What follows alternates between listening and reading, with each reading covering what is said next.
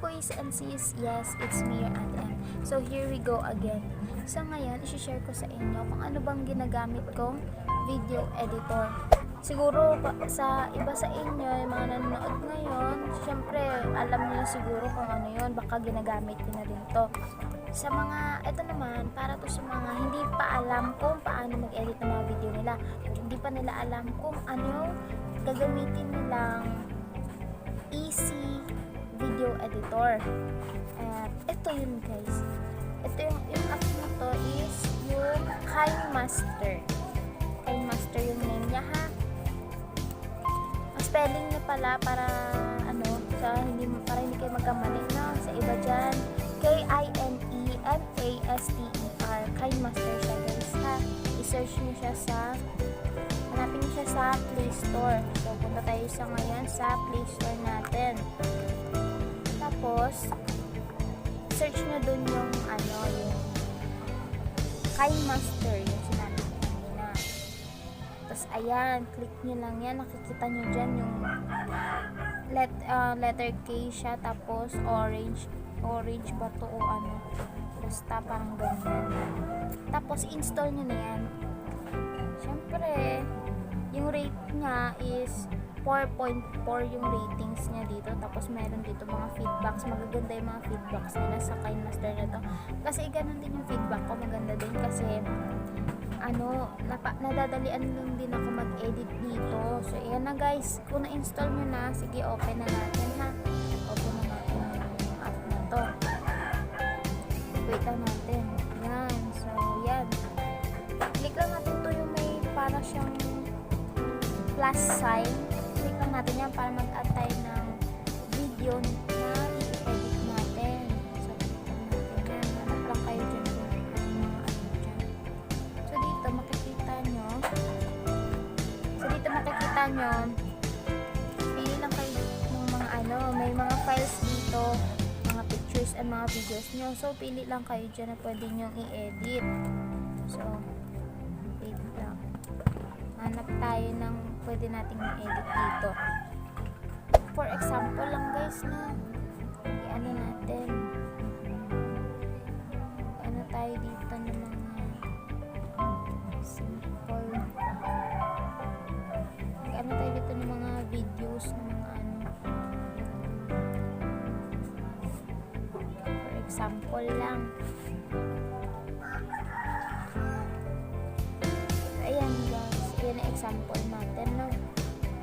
Tapos dito makikita nyo dito sa bandang kaliwa, dito sa bilog nito, itong malaking bilog nito, yan.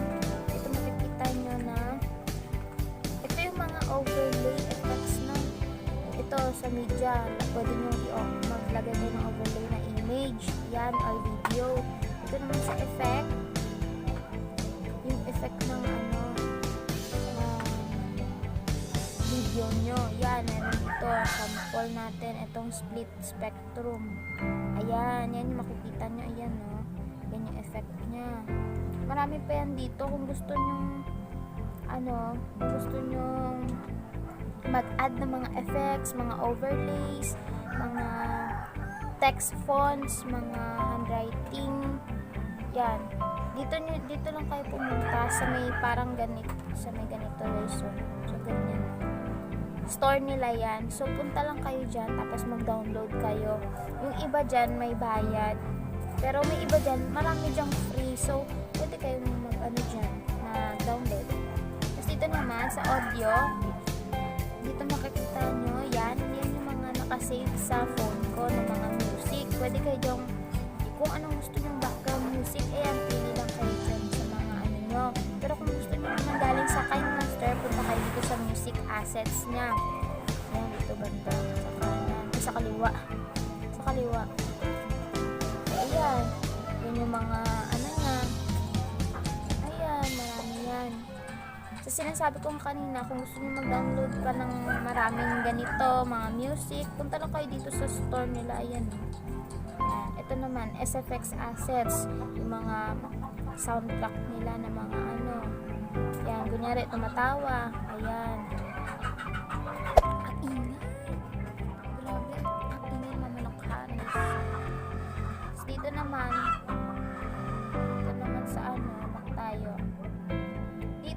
pwede kayo dyan voice recorder yan. Kung gusto nyo maglagay ng clip sa video nyo na sarili nyong boses. Ayun guys.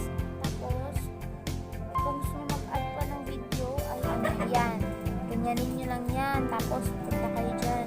Tapos, click nyo tong media. Tapos, mag-add ulit kayo ng mga nyo. Kung pwede, ayan. Pwede nyo rin lagyan ng background. Ayan, background. Pwede lang kayo dyan. Kunyari, ayan. Maraming mga background yun sila guys. Tapos, download lang kayo dyan sa mga may sarili kasi siyang download. May sarili kasing stores yung KineMaster. So, punta lang kayo dyan. Tapos, ayan. Tapos, ayan guys. Pwede nyo yan ilagyan ng picture. Yan, ipapakita ko sa inyo. Sample natin. Lagyan natin siya ng picture na. So, ano ba? Ayan. Sige. Ayan guys. Di ba ang ganda ng effect niya?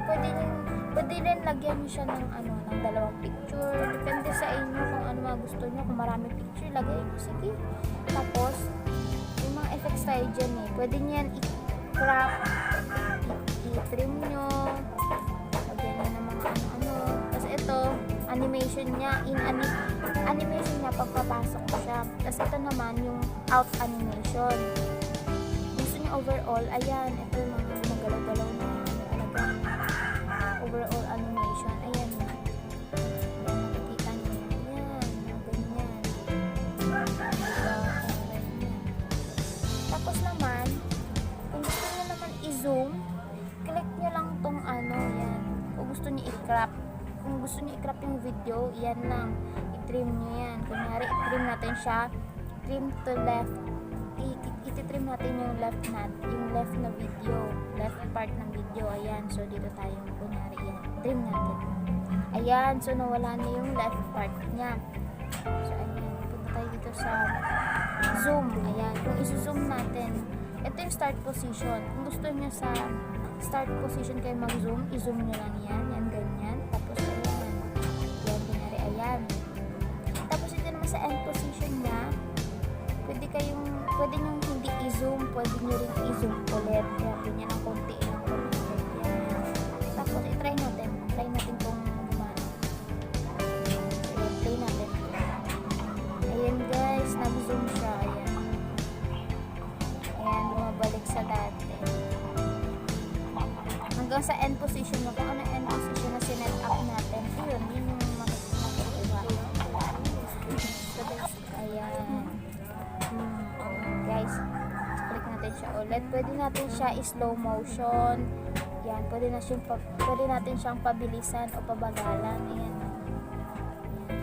Pabagalan yan. Kung mabilis naman, ayan. Ayan, try natin.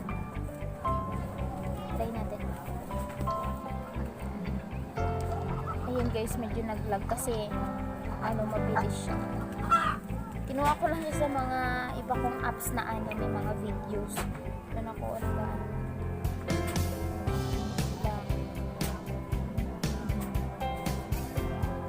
So guys, meron pa ditong mga filter ng video nyo kung gusto nyo palitan ng mga filter.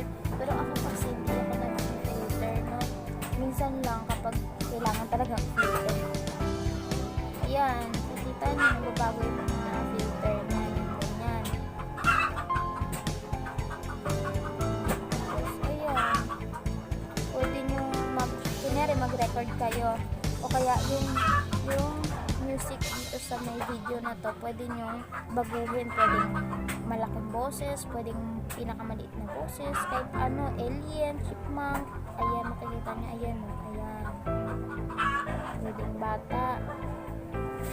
bata yung tunog niya. Pero hindi naman siya nasasalita Ayan guys. Ayan yung clip niya, kinuha niya. Ayan, diba dito? So kung gusto nyo kuhanin yung clip ng video, click nyo lang yung video niya. Tapos scroll tayo dito. Ayan. Tapos ito, pindutin nyo itong para may letter ba to o note, parang note siya. Ayan.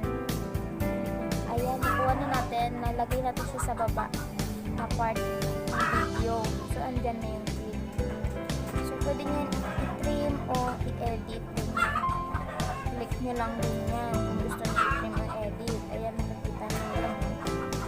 So, yan lang guys. Ganyan lang. Tapos kung gusto nyo i-save yung video nyo na, click nyo lang to sa upper part, sa may right part sa taas.